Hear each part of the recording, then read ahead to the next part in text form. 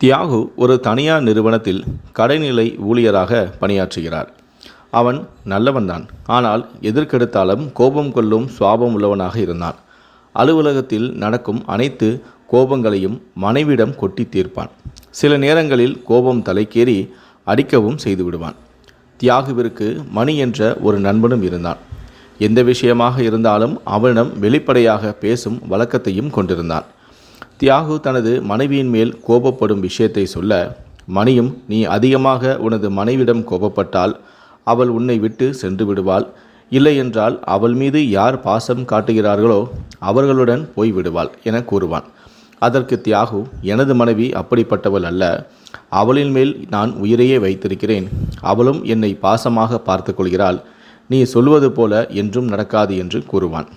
தியாகுவின் மனைவி சித்ரா இவனுக்கு நேர் எதிராக இருந்தாள்.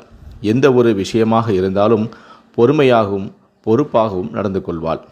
அவன் எவ்வளவு கோபப்பட்டாலும் சரி, அவனின் நல்ல குணத்தை நேசிக்கக்கூடியவளாக இருந்தாள். இருவருக்கும் திருமணமாகி 7 வருடங்கள் ஆகிறது. இதுவரை குழந்தை இல்லை.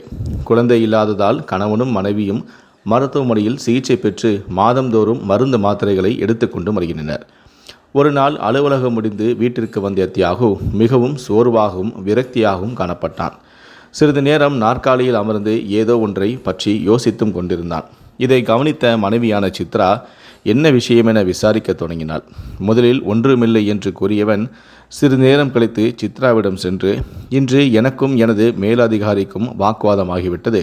இதில் என்னை வேலையிலிருந்து நீக்கிவிட்டார். இதுவரை வேலை பார்த்ததற்கு உண்டான சம்பளத்தையும் கொடுத்து அனுப்பிவிட்டனர். அதுதான் இப்பொழுது யோசனையாக உள்ளது. அடுத்த வேலை கிடைக்கும் வரை நம்முடைய வீட்டை எப்படி கவனித்துக் கொள்வது என்று. சம்பளம் கிடைக்கும் பொழுதே அது பற்றாக்குறையாக தான் இருக்கும். இப்பொழுது அதுவும் இல்லை என்றால் குடும்பத்தை எப்படி நடத்துவது என்று யோசித்துக் கொண்டிருக்கிறேன் எனவும் கூறினான். மனைவியான சித்ராவும், இப்பொழுது கொண்டு வந்திருக்கும் பணத்தை வைத்து 1 வார காலம் தாக்கு பிடித்து விடலாம். நீங்கள் 1 வாரத்திற்குள் வேறு வேலையை தேடிக்கொள்ளுங்கள், கவலைப்படாதீர்கள், எல்லாம் நல்லதாகவே நடக்கும் என அவனுக்கு ஆறுதலும் கூறினாள். தியாகுவும் அடுத்த நாளிலிருந்து வேலை தேடவும் தொடங்கினான். சொல்லிக்கொள்ளும் அளவிற்கு எந்த வேலையும் அவனுக்கு அமையவில்லை. காலையில் சென்றால் மாலையில்தான் வீடு திரும்புவான். 1 வாரங்கள் என்பது 10 நாட்கள் ஆகியது. தியாகு தன் மனைவியிடம் 10 நாள் ஆகிவிட்டது, இனி வீட்டிற்கு தேவையான செலவுக்கு என்ன செய்வது என்று கேட்க, அவனது மனைவியும், என்னிடம் முன்பு நீங்கள் கொடுத்து வைத்திருந்த பணம் உள்ளது, அதை கொண்டு இன்னும் 2-3 நாட்களும் செலவழிக்கலாம் என பணத்தை கொடுத்து பொருட்களை வாங்கி வரவும் சொன்னாள். பிறகு தியாகுவின் மனைவி மருந்து மாத்திரைகளை வாங்கவும் பணம் கொடுத்தாள்.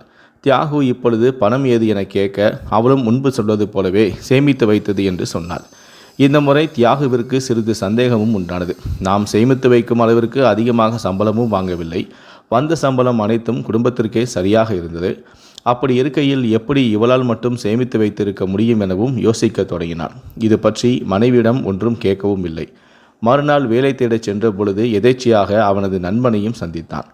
அந்த நண்பன், உனது மனைவியை வேலைக்கு அனுப்புகிறாயா என கேட்டான். தியாகுவுக்கு ஒன்றுமே புரியாமல் நிற்க, பிறகு நண்பன், நேற்று அவளை எதேச்சையாக பேருந்தில் சந்தித்தேன், அதுதான் உன்னிடம் கேட்டேன் எனவும் கூறினான். தியாகுவும், அப்படி ஒன்றுமில்லையே, வேறு எங்காவது சென்றிருப்பாள் என கூறிவிட்டு வேலை தேட புறப்பட்டான்.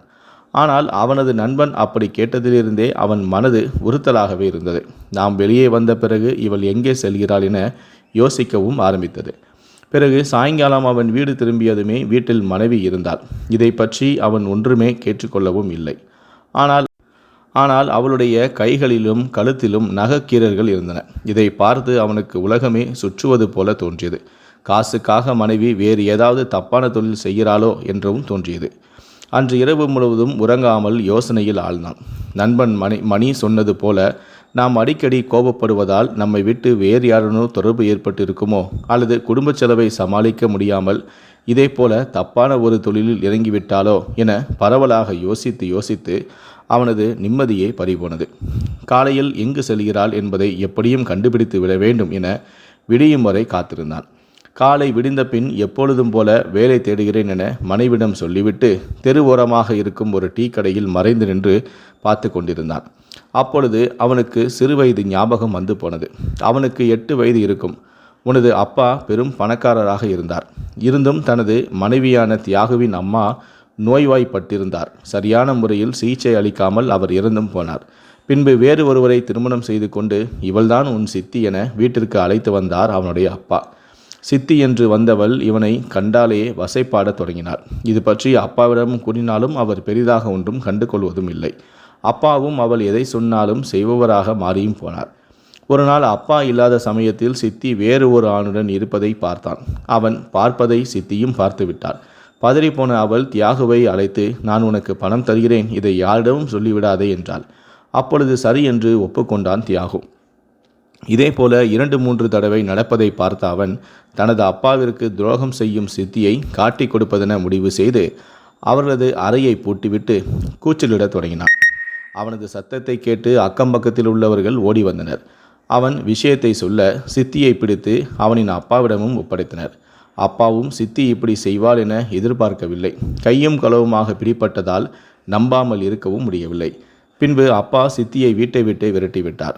சிறிது காலத்திலேயே அப்பாவும் நோய்வாய்ப்பட்டு படுத்த படுக்கையானார். ஒரு நாள் தியாகுவை அழைத்து அவரது அப்பா, மகனே, நான் உனது அம்மாவிற்கு செய்த பாவத்தினால் நானும் இப்படி ஆகிவிட்டேன். நமது வியாபாரத்தை எனது நண்பரிடம் ஒப்படைத்தும் உள்ளேன். உனக்கு வயது வந்ததும் அனைத்து சொத்துக்களையும் உன்னிடம் ஒப்படைப்பார். அதை நீ பெற்றுக்கொள். நான் தான் உனது சித்தியைப் போல ஒரு பெண்ணை நம்பி ஏமாந்து விட்டேன்.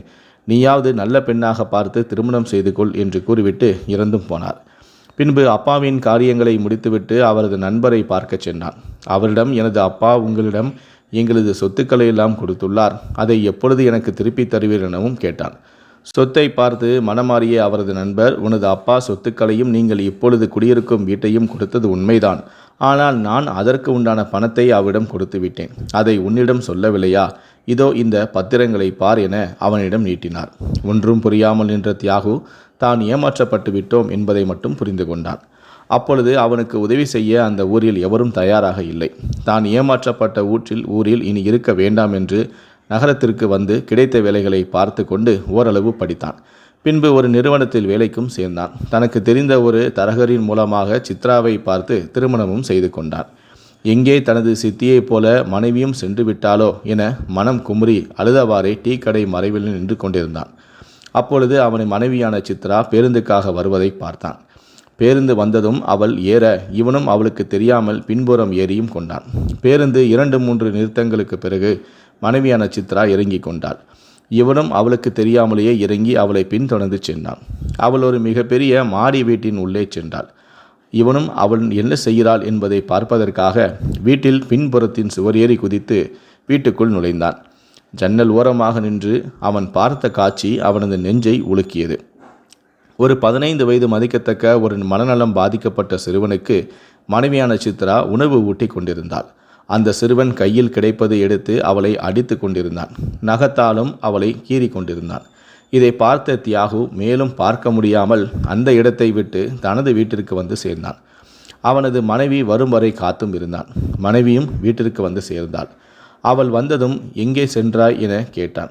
இந்த நேரத்தில் இவன் வீட்டில் இருப்பதை பார்த்து திகைத்து நின்றாள் மனைவி சித்ரா. தோழியை பார்ப்பதற்காக சென்று வந்தேன் என கூற, கழுத்தும் கைகளிலும் என்ன காயம் என கேட்டான். எனக்கு தெரியவில்லை, ஏதாவது குளிக்கும் பொழுது நகம் பட்டிருக்கலாம் என கூற, கோபமான தியாகு, பொய் சொல்வதை நிறுத்து, நான் உன்னை பின்தொடர்ந்து வந்து நீ என்ன செய்தாய் என அறிந்தும் கொண்டேன் என்றான். இதை கேட்ட சித்ராவோ அழத் தொடங்கினாள். பிறகு சித்ரா, நீங்கள் வேலையை விட்டதிலிருந்து நமது வீட்டில் மளிகை ஜாமான் ஒன்றும் இல்லை. நான் படித்திருந்தால் வேறு வேலைக்கு சென்றிருப்பேன். எனக்கு வீட்டு வேலையை தவிர வேறு ஒன்றுமே தெரியாது. அதனால் பக்கத்திலேயே ஏதாவது வீட்டில் வேலை பார்க்கலாம் என விசாரித்தேன். அப்பொழுதுதான் அந்த வீட்டில் உள்ளவர், வீட்டு வேலை செய்வதற்கு ஆட்கள் இருக்கிறார்கள், வேண்டுமென்றால் இந்த குழந்தையை கவனித்துக்கொள், பணமும் கொஞ்சம் அதிகமாக தருகிறேன் எனவும் கூறினார். இப்பொழுது நமக்கு பணத்தின் தேவை அதிகமாக உள்ளதால் சரி என சம்மதித்தும் விட்டேன் என்று அழுதவாறே கூறினார். அவள் அழுவதை பார்த்த தியாகு அருகில் வந்து அவளது கைகளை பற்றி, என்னை மன்னித்து விடு, நான் உன்னை தவறாக நினைத்து விட்டேன். இனிமேல் நீ அந்த வீட்டிற்கு வேலைக்கு செல்ல வேண்டாம், எதுவாக இருந்தாலும் சமாளித்துக் கொள்ளலாம் எனவும் கூறினான். சித்ரா, நீங்கள் உண்மையை தெரிந்து கொண்டது நல்லதுதான். உங்களுக்கு வேலை கிடைக்கும் வரை நான் அந்த வீட்டிற்கு செல்கிறேன். எனக்கு எந்த சிரமமும் இல்லை, சம்பளமும் சற்று அதிகமாக தருவார்கள் என கூறினாள். அவனும் சரி என்று சம்மதித்தான். பிறகு 4-5 நாட்களில் நல்ல வேலையாக தியாகுவிற்கு கிடைத்தது. சித்ராவும் அந்த வீட்டில் வேலையை விட்டுவிட்டு தனது வீட்டை கவனிக்க தொடங்கினாள். ஒரு நாள் தியாகு வேலையை முடித்து வீட்டிற்கு வரும் பொழுது, சித்ரா, உங்களை பார்ப்பதற்காக உங்களது கிராமத்திலிருந்து ஒரு முதியவர் வந்திருந்தார். அவர் நாளை காலை வருவதாக சொல்லிவிட்டு சென்றிருக்கிறார் என கூறினாள். அவனும், நாம் அந்த கிராமத்தை விட்டு வந்து பல வருடங்கள் ஆகிவிட்டது. இப்பொழுது நம்மை தேடி யார் வந்தது என்று யோசித்தவன், வரட்டும், நாளை காலை பார்த்து கொள்ளலாம் என விட்டுவிட்டான். மறுநாள் காலை ஒரு வயதான முதியவர் அவனை காண்பதற்காக வந்தார். தியாகுவிற்கு அவரை ஞாபகம் வரவில்லை. பிறகு அந்த முதியவரை தன்னை அறிமுகம் செய்து கொண்டார். நான் உனது அப்பாவின் நண்பன். நான் உன்னை சில வருடங்களாகவே தேடி அலைந்து கடைசியில் இங்கு நீ இருப்பதை அறிந்தேன். உன்னிடம் இருந்து நயவஞ்சமாக உனது சொத்துக்களையும் பறித்த எனக்கு கடவுள் நல்ல தண்டனையை கொடுத்து விட்டார். இப்பொழுது சொந்தம் என்று சொல்லிக்கொள்ள யாருமே என்னுடன் இல்லை. எனது மகன்களும் மனைவியும் அனைவருமே என் கண் முன்னே இறந்து போய்விட்டனர் ஒரு விபத்தில். நானும் இப்பொழுது காசி யாத்திரைக்கு செல்கிறேன். திரும்ப வரப்போவதும் இல்லை. உனக்கு செய்த பாவத்தை என்னால் எங்கு சென்றாலும் தீர்க்கவும் முடியாது. இருந்தாலும் பரிகாரமாக எனது சொத்துக்களையும் சேர்த்து உனக்கு சேர வேண்டிய சொத்துக்களையும் சேர்த்து அனைத்தையுமே உன் பேரிலேயே எழுதியுள்ளேன். தயவுசெய்து மறுக்காமல் இதை வாங்கிக்கொள். என்னை மன்னித்து விடு என சொத்து பத்திரங்கள் அனைத்தையுமே கொடுத்துவிட்டு அவனின் பதிலை எதிர்பார்க்காமல் அந்த இடத்தை விட்டே சென்றார் அந்த முதியவர். தியாகுவும் தனது சொத்துக்கள் அனைத்தும் திரும்ப வந்ததை நினைத்து சந்தோஷம் அடைந்தான். ஒரு நல்ல நாளில் மனைவியை அழைத்து கொண்டு தான் பிறந்த வீட்டிற்கு அவளை அழைத்தும் சென்றான். வீட்டை பார்த்த சித்ரா மலைத்து போய் நின்றாள். இவ்வளவு பெரிய வீட்டிற்கும் இவ்வளவு சொத்துக்கும் அதிபதி தனது கணவன் என்பதை நினைத்து சந்தோஷமும் அடைந்தாள். பிறகு இருவருமே சேர்ந்து தனது வாழ்க்கையை அந்த வீட்டில் தொடங்கினார்கள். அவர்களுக்கு சில வருடங்கள் கழித்து அழகான ஆண் குழந்தை ஒன்றும் பிறந்தது. தன் தந்தைதான் மீண்டும் பிறந்திருக்கிறார் என அவரும் சந்தோஷப்பட்டார்.